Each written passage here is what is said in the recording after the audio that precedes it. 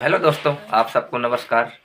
जब बेटी ईमानदारी का दाना खाती है तो देखिए कितनी खुशियाँ होती हैं। और देखिए बच्चे भी खेलते हैं और सब कुछ अलग हो जाता है। जब ईमानदारी का दाना हमारे घर आता है तो सभी खा पी के मस्त होते हैं और सभी लोग खुश रहते हैं।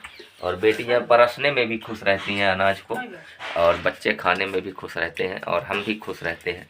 और मन का वातावरण शुद्ध हो जाता है। और हर तरह से वातावरण को शुद्धिकरण करने के लिए पहली बात मेहनत का अनाज खाना।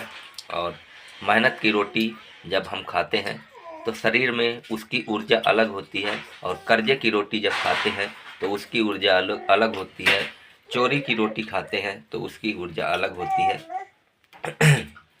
और जब किसी का धन हड़प कर खाते हैं तो उसकी ऊर्जा अलग होती है।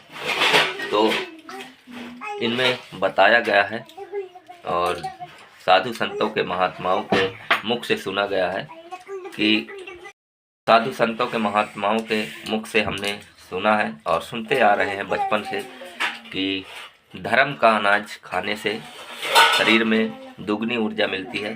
तो दोस्तों, आज इस भारत 6 रियल स्टोरी में आप सबको हम लोग यही दिखा रहे हैं कि देखिए बेटी कैसे खा रही है धर्म का अनाज, और ये मेहनत का अनाज है। और ये अभी तो दान का अनाज खा रही हैं, देखिए सब्जी रोटी।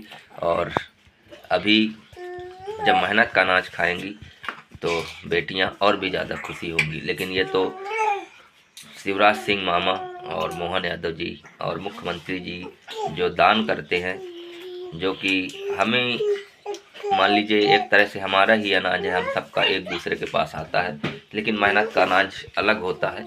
और वही अनाज हम लोग खाएंगे जब तो उसकी ऊर्जा अलग होगी। और अभी इसकी ऊर्जा अलग है और ये जल्दी ख़त्म हो जाता है। ये भी बताएं, दान का जब अनाज आता है घर पर तो जल्दी ख़त्म हो जाता है, कर्जे का अनाज आता है तो जल्दी ख़त्म हो जाता है, चोरी का अनाज आता है तो जल्दी ख़त्म हो जाता है। लेकिन मेहनत का अनाज जब आता है तो कुछ दिन तक रुकता है, और रुपया भी रुकता है और हमेशा टिकता है घर पर। तो सबसे बड़ी बरकत यही है और बरकत यहीं से शुरू होती है। और आज हम आप सबको यही दिखा रहे हैं। और देखिए भारत 6 रियल स्टोरी ये ऐसे ही नहीं है, इसमें बताया ना कि आपको हर तरह की सुविधाएं मिलेंगी, दुख से लड़ने की, सुख को लाने की, हर चीज़ मिलेगा। और तो यही भारत 6 रियल स्टोरी। तो देखिए बेटियों को दिखाता हूँ, बेटियाँ खा रही हैं मस्त सब्जी रोटी। और देखिए तो इधर सब मस्त, और इधर खेल भी रही हैं। और इधर हमारा छोटा सा किचन है तो वहाँ से खाना भी आता है। तो देखिए सब मस्त है। और इधर भी देखिए ये भी खा रही हैं, बड़े जल्दी जल्दी ठूस रही हैं। ये इनकी मम्मी है, तो खाने में तो कोई कमी है नहीं। खेतवा जाने ना गेहूँ काटा है। हाँ, तो ये गेहूँ काटने जा रहे हैं। तो दोस्तों, आप लोगों को आज का ब्लॉग कैसा लगा आप लोग बताइएगा। और हमारी मेहनत का अनाज आया है पहली सरसों। देखिए ये इतना सरसों हुआ इस बार खेत में, हमने दवाई डाल दिया था क्योंकि गेहूं कम होता है, इसके कारण सरसों में दवाई डाला था। अगली बार से देखेंगे क्या होता है। तो आज की इस भारत 6 रियल स्टोरी में आप सबको क्या समझ में आया और क्या देखने को मिला, आप लोग कमेंट में बताइएगा। तो ये दरवाज़ा खुल गया किस्मत का, और किस्मत के दरवाजे हम खोल देते हैं क्योंकि जब भगवान हमें सभी रास्ते देते हैं। तो देखिए, और जब आते हैं उजाले में तो ये देखिए कितना सारा यहाँ फूल और बगीचे सब देखने को मिलते हैं जब किस्मत के दरवाजे खुल जाते हैं। तो ऐसे ही है, बेटी आई है यहाँ पर भगवान कृष्ण को खाना खिलाने के लिए। तो देखिए, तो भगवान कृष्ण के ही कृपा से सब कुछ संभव हो रहा है। और देखिए ये भगवान कृष्ण की ही महिमा है, और क्या बोले। तो देखिए अब मैं दिखाता हूँ ये दूसरा दरवाज़ा, ठीक, और ये तीसरा दरवाज़ा ये खुला। तो यहाँ का वातावरण भी और भी ज़्यादा, अब यहाँ सागर है, भंडार है। और ये देखिए फिर यहाँ खुला आसमान। तो पहला दरवाज़ा खुला किस्मत का, देखिए ठीक मिला हमको। और फिर दूसरा दरवाज़ा किस्मत का खुला मिला, ठीक। और ये तीसरा दरवाज़ा खुला मिला। ठीक, यहाँ खूब शांति है। और फिर खुला चौथा दरवाज़ा, ठीक खुला मिला। और फिर ये थोड़ा बंद है तो इसे हम खोलेंगे और इसे और भी तरह अच्छे से बनाएंगे। ठीक, ये भी खुला मिला। ये तो धन का है, इसलिए एक दरवाज़ा बंद है क्योंकि धन कम निकले, और धन कम निकले धन आए ज़्यादा। फिर 1 2 3 4 5 छठा दरवाज़ा, ये देखिए ये छठा दरवाज़ा खुला। ये 7वां दरवाज़ा। बेटी साइड में बैठी खाओ, डेहरी में नहीं बैठ खाया जाता, रोटी उचाओ। ये ए बेटी, ये जो रोटी गिरा है उचावा ही, याद है डरी, याद डेहरी में। हाँ चला किनारे। तो ये छठा, ठीक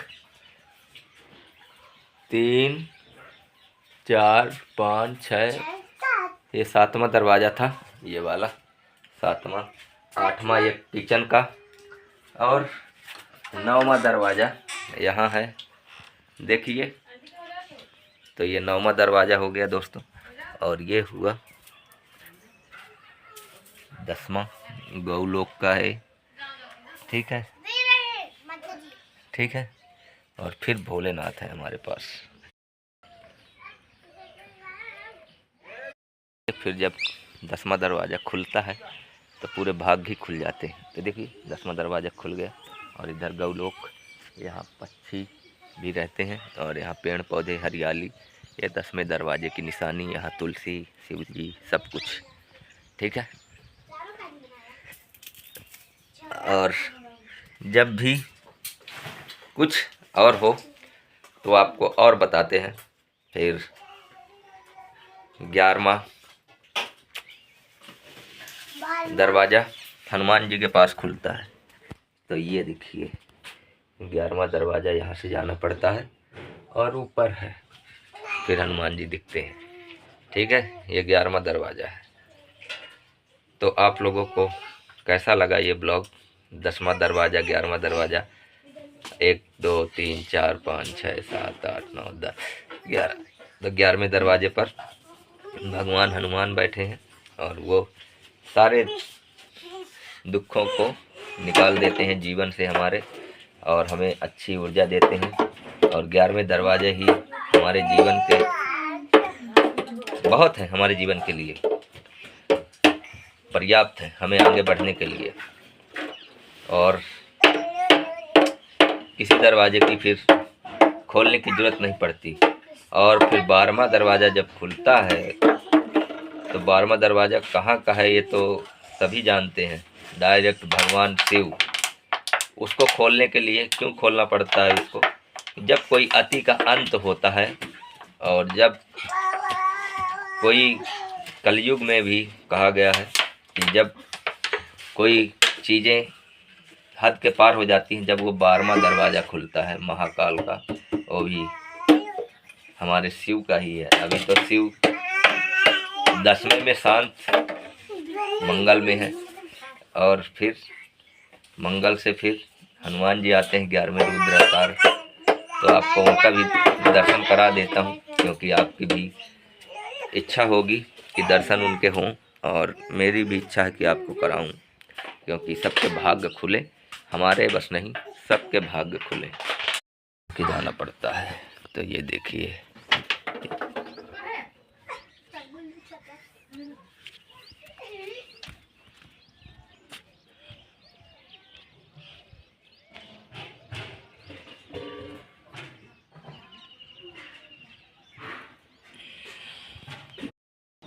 तो फिर 12वें दरवाजे से, जो 11वें दरवाजे से यहाँ सारा संसार दिखता है। ये देखिए पूरा, जहाँ जहाँ आपको दिखेगा पूरी दुनिया दिखेगी 11वें दरवाजे में। और यहाँ बच्चे खेलते हैं मस्त, और सुखी रहते हैं, और खुश रहते हैं।